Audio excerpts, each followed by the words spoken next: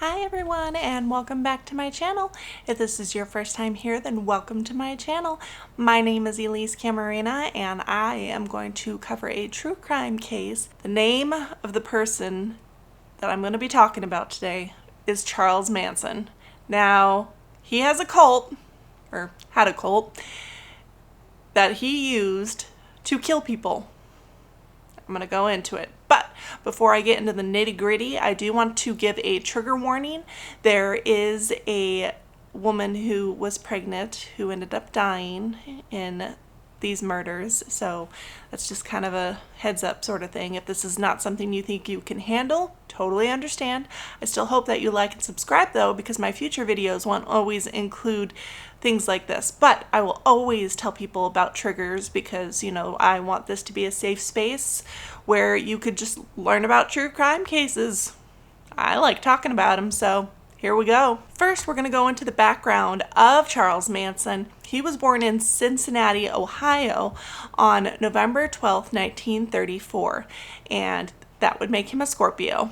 Sorry, Scorpios, you're my favorite sign, but he's all yours. Sometimes you gotta take him. And hey, you know what? A lot of the cases I cover are Virgos, so you can take one. May not be a great one, but you got him. Growing up, he didn't have a great life. And it's pretty sad, but at the same time, no excuse for the things you do. Moving on. When he was born, his mother was a 16-year-old who just didn't know how to life. She just was a wild child kind of thing and just fell into a life of crime herself.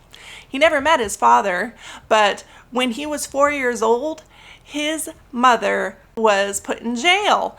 And from here, he had to be bounced around between his grandparents, his aunt and uncle, and, you know, it's so sad because nobody wanted him. So he just bounced back and forth, back and forth. There's no stability. And, you know, he got into a life of crime at age 9. He was stealing things, he had committed larceny, and he was doing forgery, and just as he grew, it was just one bad thing after another, and he was just in jail for a good long while. It's just ridiculous. Spent most of his life in jail at this point, up to his 30s. And growing up, though, he had one thing that he did love. He loved music. He would enjoy going to church and singing in the choir, and that was just something he was intensely in love with. He just always thought he would be a singer-songwriter. He thought he was gonna make it in the real world. Narcissistic stick. So he was trying to find a way to go ahead and make this happen, and he was trying to get followers to be with him. He wanted to put together a band, and, you know, people wouldn't go for it for a while because, you know, he was nuts. And, you know, regular people would be like, okay, I'm not going to be with you because you're crazy.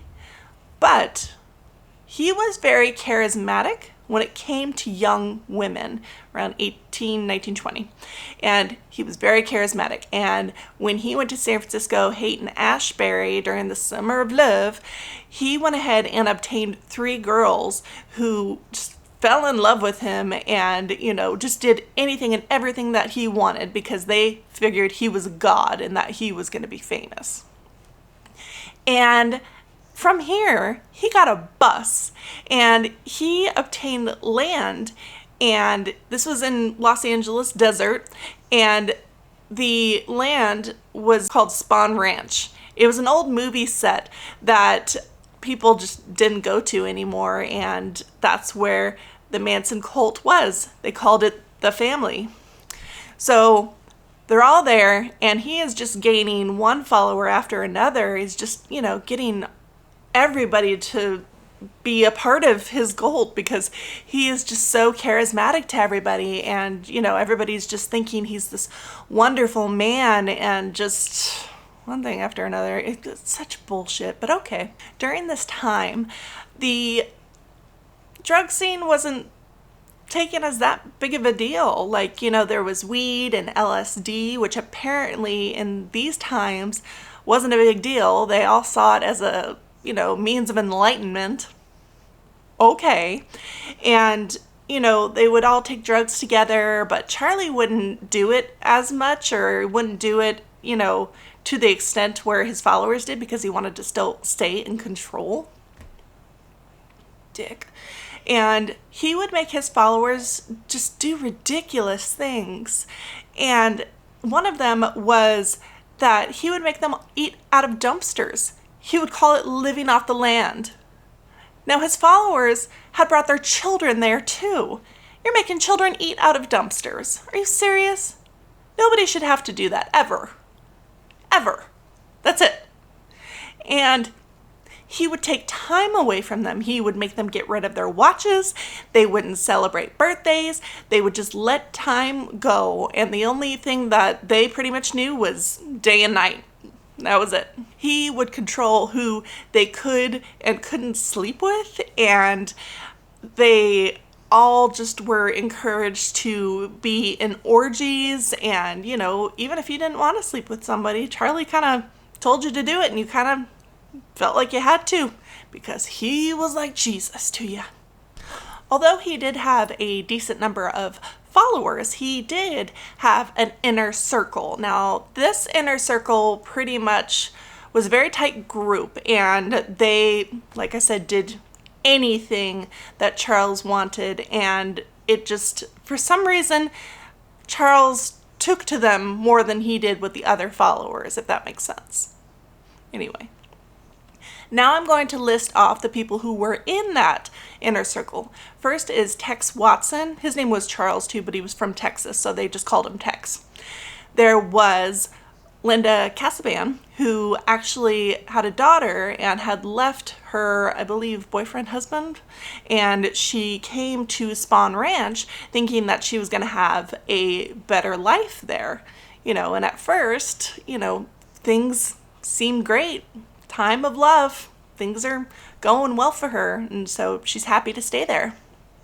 And then there's Leslie Van Houten. He met her in San Francisco, and she came with him. Susan Adkins also met her in San Francisco, and she came with him. There was also Patricia Krenwinkel, who actually went by Katie now, and they had Susan Atkins, who went by Sadie.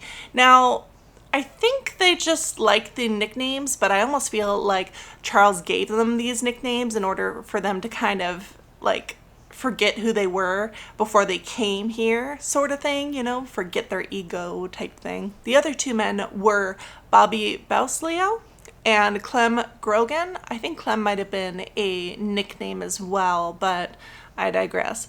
They're all a part of the inner circle, and they are all to blame for everything that I'm going to tell you about. Like I said, they all just thought of him as a god, and the girls would sing whenever he wrote music and, played on his guitar, and, everybody just thought he was going to be this rich and famous man. He was like Jesus. He was like a guru type thing, just whatever. And Charles actually did find ways to get into studios and get auditions to go ahead and get a label and get famous, but the people would meet him. They would kind of dig his vibe and everything. They'd like him. And they would listen to him play the guitar, but it just wasn't matching up. They liked the charisma that he had, but it didn't match up with the music, if that makes sense. And so they rejected him. And this didn't deter him at the time, though, because he's just like, hey, you don't know good music, and, I could probably find someone higher up type thing, He's just being his narcissistic self. Moving on. Then at one time, some of the girls went hitchhiking, probably to go dumpster diving, and they were hitchhiking back to the ranch. Sorry, moving on. And this guy went ahead and was like, I'll go ahead and drive you places. So they hitchhiked with him. But he was just kind of like, hey, do you want to just come to my place and, just hang out and eat sort of thing? And they were like, oh, hang out and eat, huh? Okay. They all thought he was really cute, so they were into it. But when they got to his place, he really was a good guy. He really did just want people to come hang out and eat. So they did.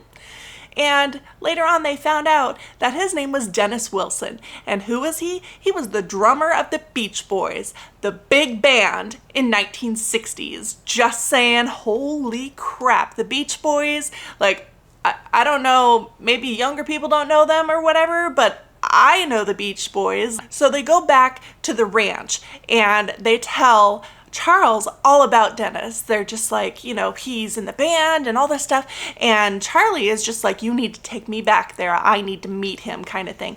And they take him back there, and him and Dennis hit it off. They become like good friends, and Dennis actually becomes a follower.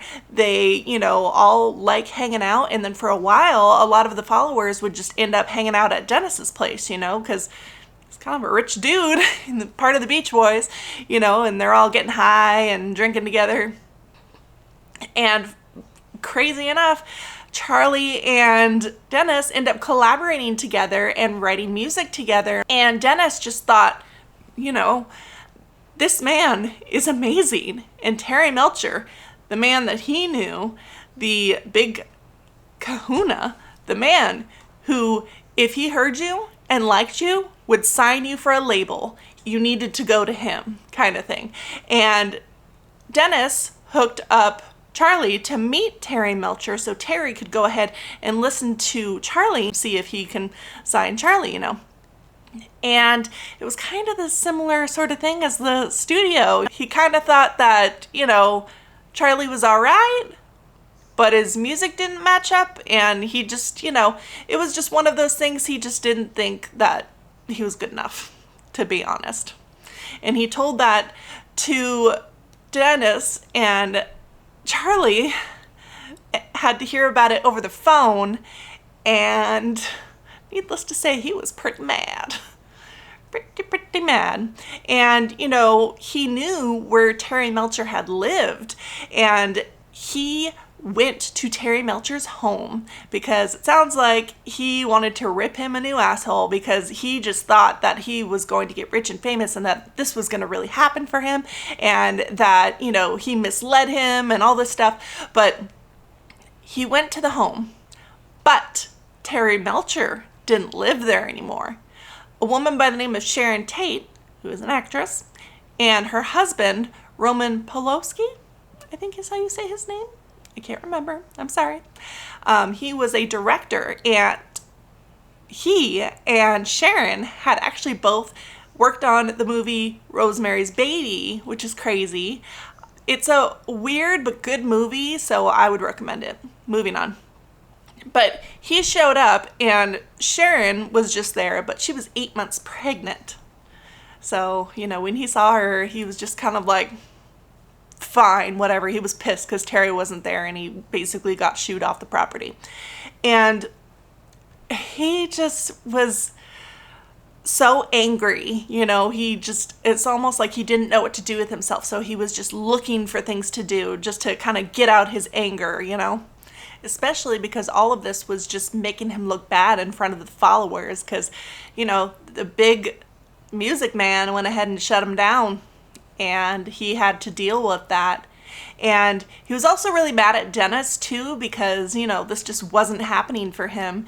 And, you know, he needed to make money for the ranch too. So he kind of just went up to Dennis too and was like, give me some money or I will slit your child's throat. I'm sorry, what? Dennis gave him the money, so then that way nothing violent would happen to them. But then that ended their friendship. They just said, we're done.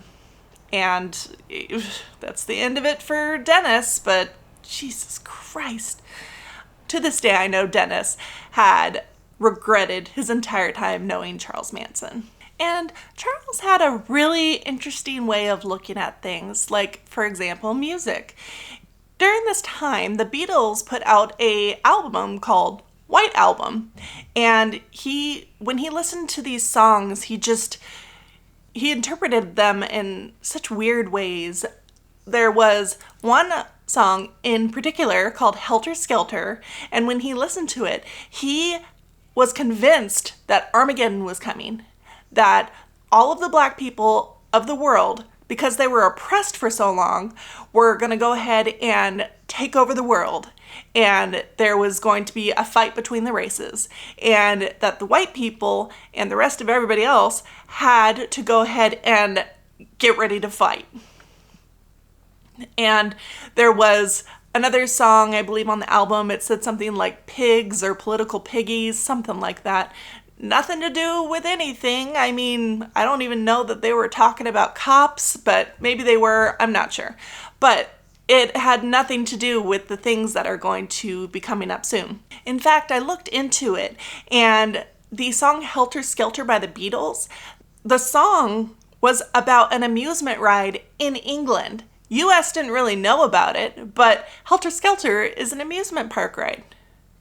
I mean, apparently if you look up Helter Skelter, it does mean chaos, but in this particular case, in England, it just meant an amusement ride.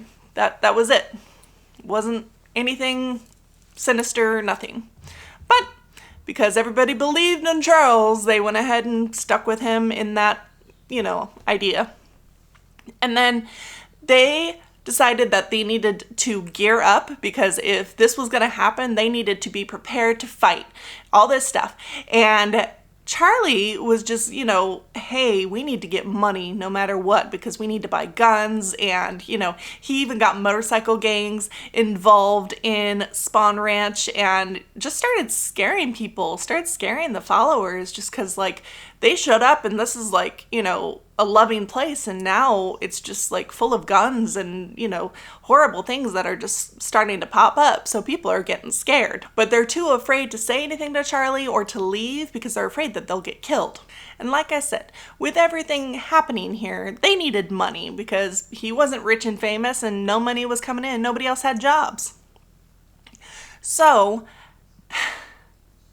he and a few followers decided to go to their drug dealer, Gary Hinman's place, and ask for money. When Gary had said that he didn't have any money, they tied him up, and Charlie took a sword and chopped off his ear. Sorry, what? And,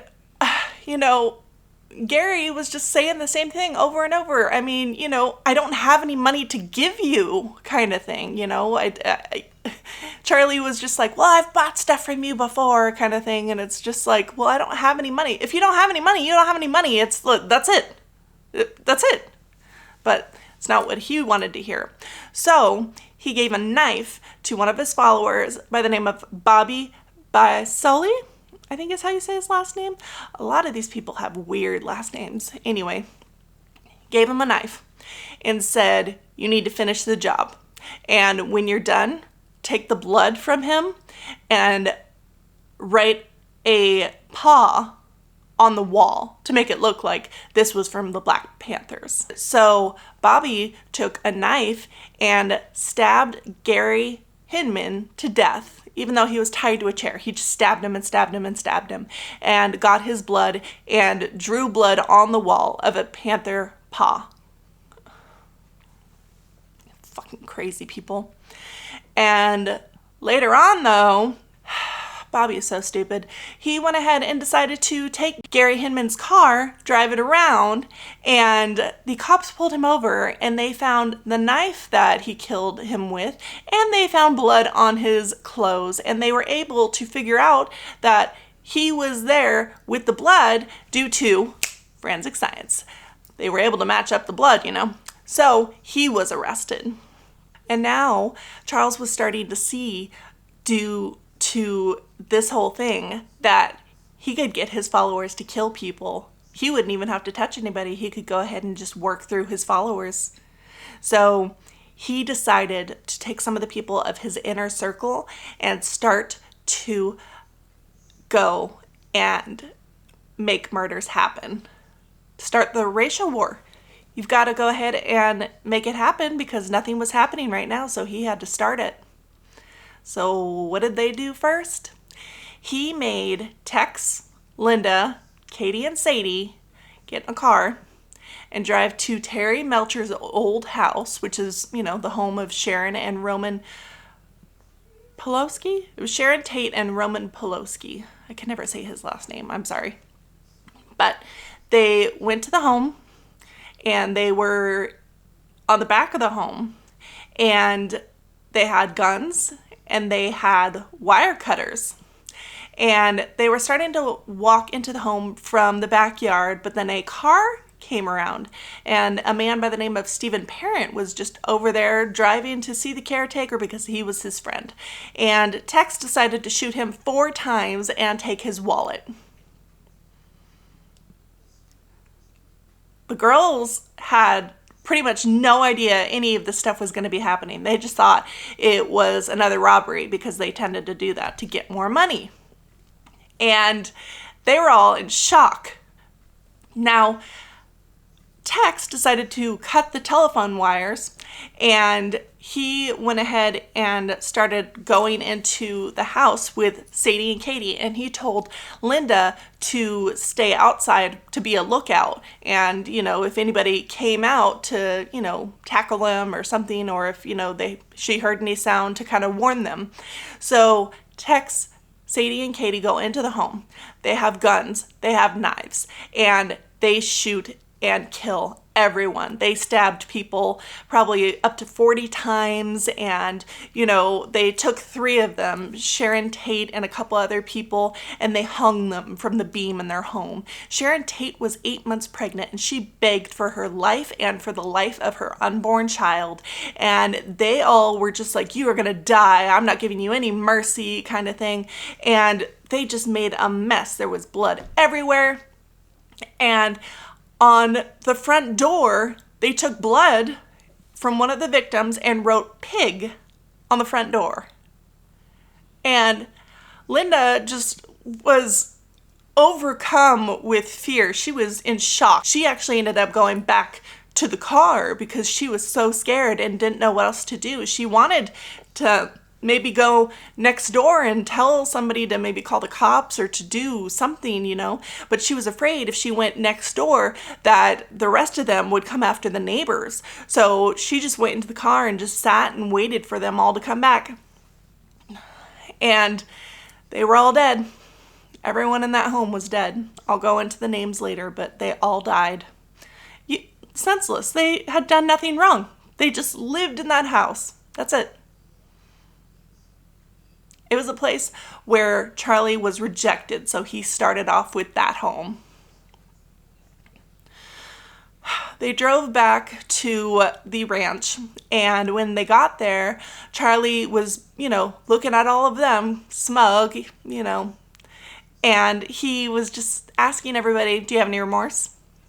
They all said no, including Linda, but Linda was so shaken up, she said that she didn't even know what remorse was, kind of thing. And I was just like, oh, this poor girl, but the poor people, they did nothing. All they did was just be at Sharon Tate's home. They were her friends. Moving on.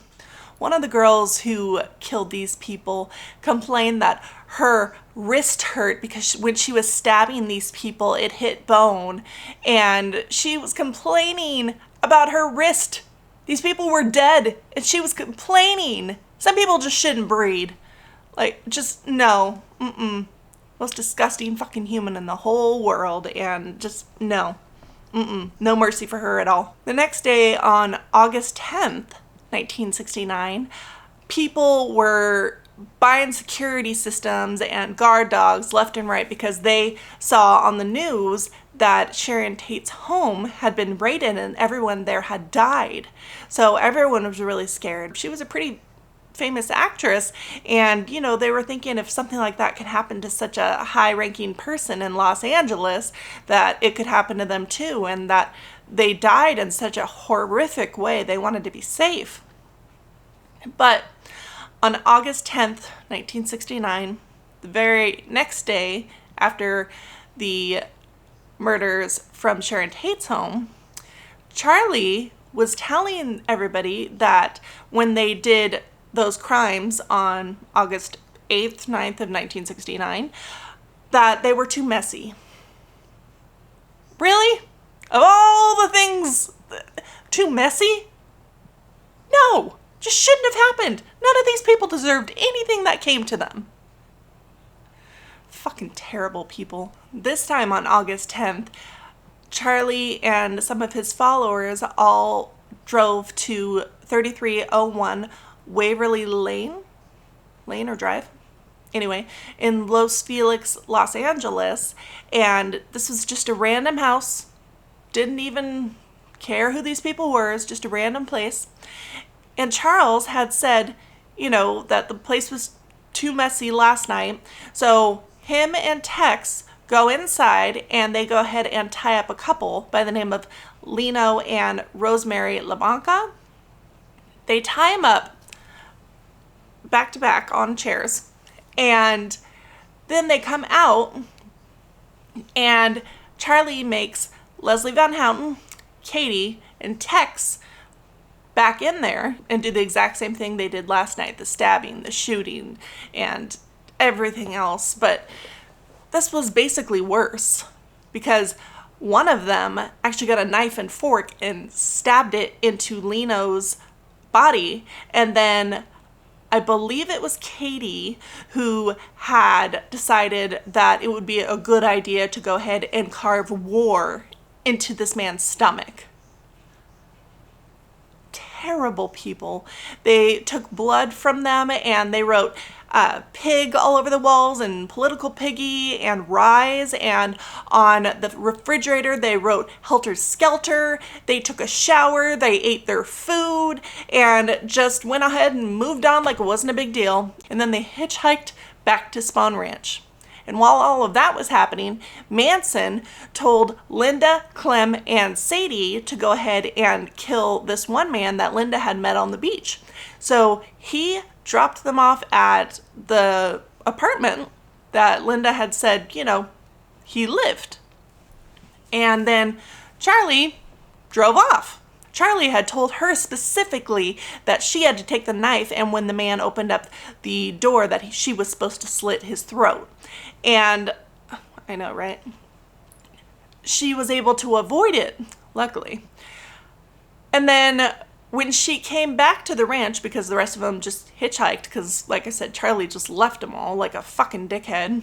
Given all of these events, Charlie was starting to kind of worry a little bit about Bobby, because he thought that maybe Bobby might say something to the cops or investigators about them, and he was just kind of scared as to what would happen. So when everyone came back to the ranch, Charles actually went up to Linda and said, "Hey, I want you to go to jail and talk to Bobby and see what he's going to say to the cops." And Linda absolutely was in it. She was just like, okay. She was so scared of the place that she was in, just, couldn't believe she even arrived here. And she took this opportunity to go ahead and pack a bag, get in the car, and drive to New Mexico and get away from fucking everyone.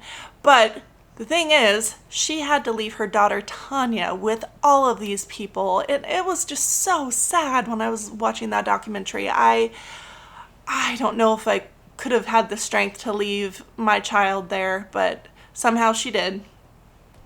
And then a week later, the cops actually went ahead and showed up at the ranch, and they were all kind of scared because everything had happened, and they were just like, oh my God, we're busted for this, But they showed up and they were like, okay, looks like we thought you stole some, cars and stuff like that, but, you guys apparently didn't. It's not you, so whatever. But they saw the kids and they went ahead and took them into state care. Linda had heard about this and went back to LA and retrieved Tanya. Thank goodness. So her and her daughter were reunited. Oh, gosh, because this whole thing is just nuts, and I'm so glad that they got reunited. Anyway, they did go back into hiding, and a couple months later, Sadie actually got arrested in connection with Gary Hinman's death. Imagine that. And while she was there, she decided to confess to one of her cellmates, bragging really, that she had pretty much everything to do with the Tate and LaBlanca murders, and she cracked that case wide open, and basically that whole inner circle got arrested. Everybody from that list I told you earlier all got arrested. And, oh, Lord Almighty, when this happened, a few things happened, if that makes sense. Linda testified against everybody. So luckily she got immunity and got no jail time, and she was able to get out and just be with her daughter and, move on with her life as best as she knew how. She was only with these people 4 weeks, and then now she's basically spent the rest of her life in hiding. California had the death penalty, but later on it was outlawed. So when they did all the trials and everything, 4 of them got death sentences, or, well, life in prison at this point. That would be Sadie, Katie, and Leslie, and Charles. Good. All of them good. Bobby was still in jail, just because that's what he did. And Clem, interestingly enough, forgot. Tex got life in prison too. Forgot about him, but, there's that. But Clem actually told the cops after 34 years in prison that there was a body of a ranch hand that was with them by the name of Donald Shea, who had died, and he could take them directly to the body. And when he did that, they let him go, and he was just on parole for the rest of his life. Crazy things were happening in the courtroom though, like when Charles went to his trial in 1970. First day, he went ahead and burned an X on his forehead, saying things like, I've been X'd from the community kind of thing. And his followers did the same thing. So all the girls put X's on their forehead, and, they pretty much copied everything he did when it was, anything to do with his trial, or if they were showing up in his trial, they would shave their heads. He would go ahead and make them say things like, the judge is just a woman, the judge is just a woman, while they were in court. And he was just basically making it like to where all the blame gets put on these 3 women, so he could go free and then take care of the Armageddon things that were going to happen. I can't believe all 3 women believed him. They believed him this whole time. I know it was brainwashing, and I know it's sad, but nope. Everything you've done, I'm sorry, but I really think you should be accountable for, and I really think that you knew what you were doing in the inside. I do. That's how I feel to my core. I feel like you knew what you were doing, and that's it. In fact, Leslie had even said at one point, when she was stabbing these victims, that it was just getting more and more fun. So she was stabbing these people, and she even stabbed these people when they were dead. And so she was disappointed when they went home because she couldn't continue stabbing them. Yeah, I'm sorry. These people, they should never have happened in this world. Some people should not breed. Don't breed idiots like these people. Moving on. After all the sentencing was done and they were all in jail, after years, the girls are finally starting to say things like, I have remorse, I do regret, blah, blah, blah. And they're saying, that they found God. And, I am not a religious person, but I don't hate anybody with their religion. If you believe in a certain thing, then good for you. I'm happy for you. Be the way you are. The thing is that they kept saying things like, God was going to forgive them, and what they did is just almost swept under the rug by the way they talked to these interviewers. And I'm like, no, you deserve no mercy. You didn't give anybody any mercy when you killed them. Why should you get mercy? I hope you all burn in hell. And with Charles, his interviews, you could see them all over YouTube, all over documentaries. They're wild. He's obviously on some sort of drugs. He's getting drugs in jail somehow, and because he is wild. He is just repeating his sentences and just going in circles and being manipulative and ridiculous and rude. And he would walk around the interview room and just do things like that kind of thing. I'm like, oh my God, dude, you're in jail for murder. and you're doing this? This isn't funny. And he had no remorse. People kept asking him, do you feel bad for anything? And he's just saying, why should I feel bad? I didn't do anything, kind of thing. I'm like, are you for real? You did. Okay, I guess you believe what you believe, but no. You were arrested because you killed people. Even if it wasn't by your hand, you went ahead and convinced these people to kill for you. Luckily, in 2017, he died. Burn in hell, dude. We're done with you. No mercy for you. Absolutely nothing. At first, you would think that we would feel a little bit of sad for him, but no. I feel nothing but contempt for him. No mercy. So glad he's dead. Sorry. That's a terrible thing to say, but I'm glad. And now I just want to list the victims who had to go through this terrible, needless crime. I want to remember Gary Hinman, who was a friend to them, Sharon Tate, who had been 8 months pregnant, Abigail Folgers, who was actually an heiress to Folgers Coffee, Stephen Parent, who was just a friend of the caretaker and got shot for it, Wojciech Frykowski, I hope I'm saying that right. If I'm not, I apologize. Jay Sebring, Lino and Rosemary LaBlanca, and lastly, Donald Shea, the ranch hand who Clem had admitted to killing, and he knew where the body was. As I said, I hope they are all resting in peace and that they have families who have been able to find some sort of closure and peace in their lives.